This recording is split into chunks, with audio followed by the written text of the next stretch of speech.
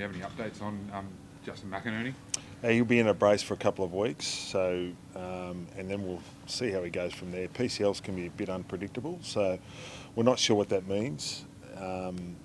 It's at least a couple, and how much beyond that we're not sure. So we'll wait and see how he pulls up in a couple of weeks' time, and hopefully it's not a long time, because he's such a valuable player for us. He's been outstanding for us this season. He's improved so much, and a really critical part of our team. Yeah, I was going to say, his role was not sort of an easy one to replicate, I guess. And how do you sort of account for what he brings you, and sort of other ways you can hopefully get it? Yeah, that's right. He's not an easy player to replace, because he has played in as many positions as I can remember a player doing so far in a season, and whether that's forward, inside, mid, wing, back.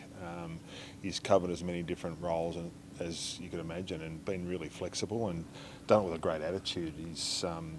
His footy this year has been fantastic. It's really been at a high level, and he gives us great flexibility. So we're hoping that it's not going to be too long, but also knowing that with PCLs they can be unpredictable. So we'll just have our fingers crossed for a couple of weeks' time and get a bit of a better idea, I guess, then.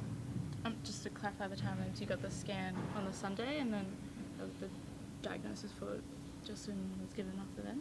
It was either yesterday. I think it might have been yesterday, the scan, yeah. And there won't be any need for surgery? No. Not that I know of, no. Just brace it for a couple of weeks and see how it goes from there. Is it a bit similar to the way Taylor had to come back earlier in the year, having that brace for a little bit, then working his way back into it? Maybe, I don't know. It's a bit of a different injury, so I'm not. Because it's a different injury, you can't sort of put it into that category. So we're not sure.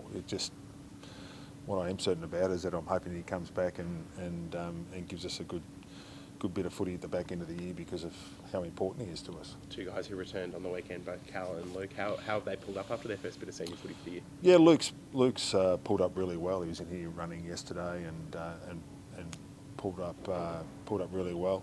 Millsy pulled up a little bit stiff from his first game, so we're hoping that by the end of the week he's a little bit better and feels pretty good. But we also don't want to take any risks with him. So he's okay. We'll just see how the back of the week goes. When you say you don't want to take risks, does that mean a different role? Could he maybe take on that sub role, things like that, to manage him back into it? Or? There's a couple of different solutions to us. I mean, we would have, if we hadn't lost Justin McInerney on the weekend, we would probably have subbed Callum off before three-quarter time.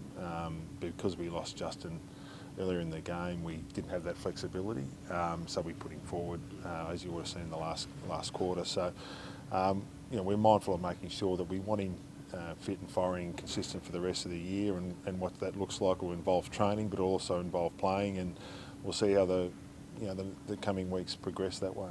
Because of your position on the ladder, can you afford to rest a couple of guys who maybe you play if it was a desperation game? Well, we're pretty keen to keep our group together, but we won't take any risks with any of our players. But we understand that we've got a big game this week against Brisbane in Brisbane. They're a fantastic team, last year's grand finalists, and we want to go up and give our best count of ourselves, and we need our best players playing. But we'll make those decisions later in the week, and in regards to the availability of them. Do you tag Lachie Neale? What do you do with him? He's phenomenal. Well, we've tried that before and we haven't had any success.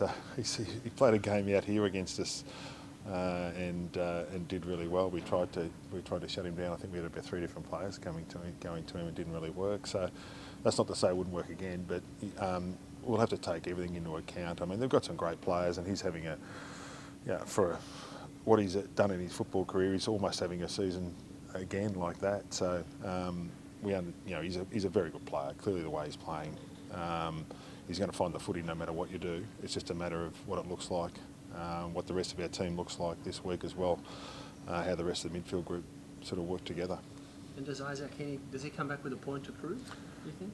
I don't think he needs prove a point to anyone. He just comes back in and he'll be a very important player for us. So hopefully we'll get Isaac back in. Harry Cunningham will come back in. So important to get a couple of those guys back in the team. They're very important players for us, and obviously Isaac's had a great year. Goes back in the midfield after you lose McInerney, pretty important inclusion. A few injuries when you went up for the game last season, but you've got a generally pretty good record up at the Gabba. Is there something about ground and taking on Brisbane that you think helps brings the best out of the team? No, not really. I don't think so. I just think we've got enormous respect for what Brisbane are able to do. It's I think Chris Fagan's a terrific coach, and their players play a really strong, hard brand of footy, and they're as good a team as there is going around. And last year they proved that they were a kick away from a flag. So this year's about this game's a bit different than previous games. We've got different personnel where I think both teams probably play a little bit differently. So it's another chance for us to go back and test ourselves against A-grade quality opposition. And on Parks, is it probably the last we've seen of him in that sub role, or is that still something up for discussion, I guess, throughout the week? Oh, we'll just see how it all goes. I mean, we'll see how it all fits together. It's always a bit early in the week when you're playing a bit later on a Sunday that what the team looks like, but we'll see how it unfolds.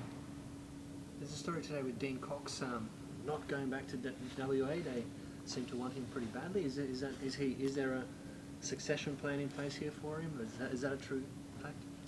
Well, I mean, it's interesting I think first and foremost, we don't get really dictated to by what other clubs do or what's going on in other clubs. Second of all, it's great that Dean's invested in us. He's a quality coach, has been and continues to be a very important staff member for us, and I think that's very important to note. And at the moment, we've got our focus purely on this year, and when you've got a quality assistant coach like Coxie, it's great to have him so invested in this footy club, and at the moment that's what we're focused on. Has he been asked anything that he said no to in the last few days, just around clarity, just with is it real? Not asked by West Coast. Well, you'd have to ask him, but no, I don't think so. I don't talk to him about what's happening at other clubs all the time. We've got a few other focuses on this No, at but if the a moment. club was to come and ask one of your assistants if they wanted to go, I'd imagine that conversation would pop up. Oh That yeah. hasn't Oh happened. no. So that